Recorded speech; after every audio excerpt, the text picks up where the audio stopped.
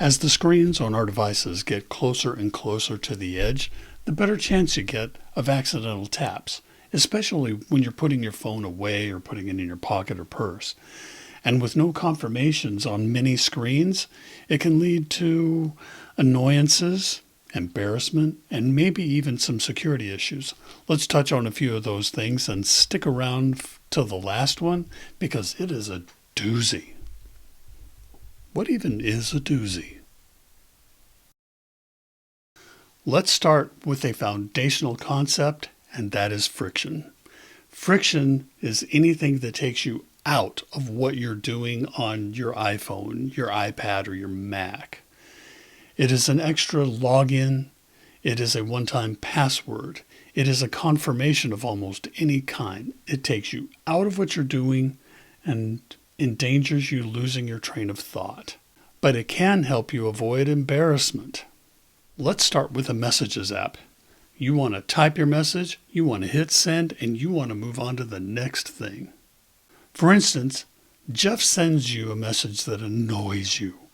Now, the first thing you want to do is share your annoyance with Cindy. So you quickly type that message, you hit send, but you were still in the message threads with Jeff. And you just noticed that it went from delivered to read. Oops.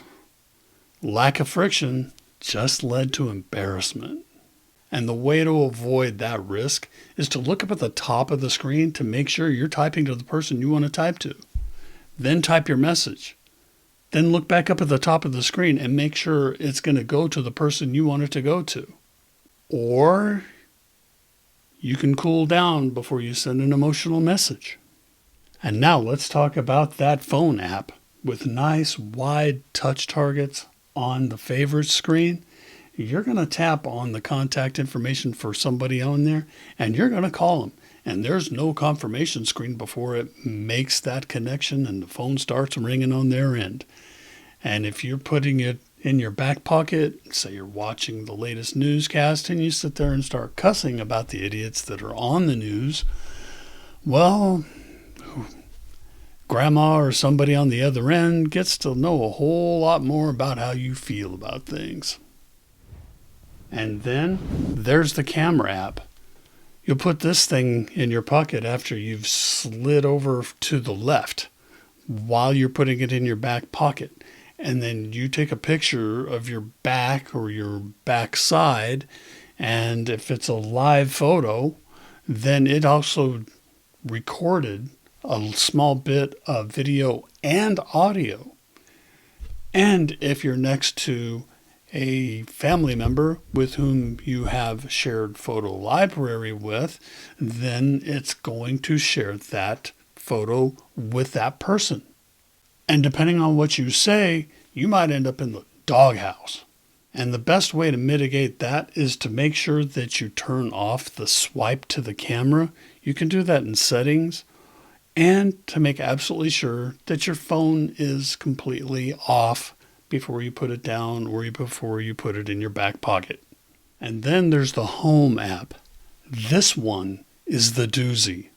There is a lot of touch targets on here, and they're all going to issue a command without confirmation. Now, one of them might open the door, not a smart lock after all. Another one might open the garage. Hey, come on in and help yourself to the power tools. It could disarm your security system. Hey, come on in and help yourself to the electronics and the jewelry.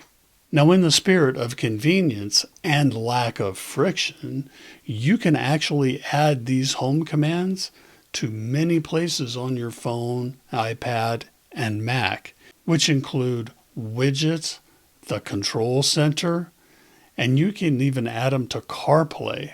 And keep in mind that by default, the control center is accessible on a locked phone, meaning you don't have to use your Face ID to start controlling critical things in your home.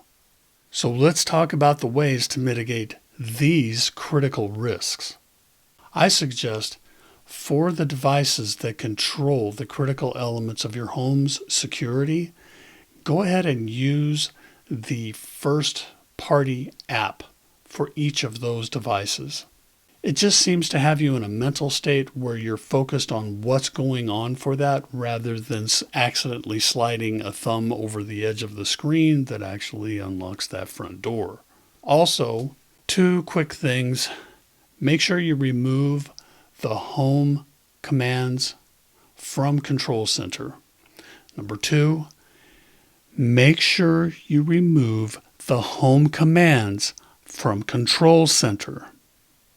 And related to that, make sure that you block access to Control Center when your phone is locked.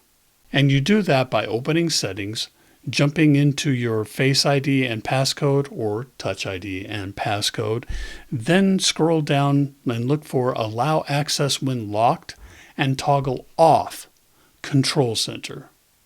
Trust me, it makes your phone a lot more secure, your life more secure, and I've actually created a video on this, and I'll put a link to that in the description. And if you happen to be good with the Shortcuts app, you can actually create shortcuts and automations that will check the status of many of these devices around your home and give you a notification if there's anything that needs your attention. All right, post-editing Mike here.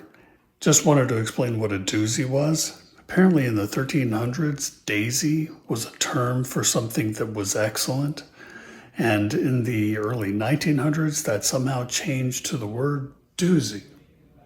All right, that's enough scary stories for today. I hope you enjoyed the video. Thanks for watching till the end. Make sure you have fun, you stay safe, and you keep learning.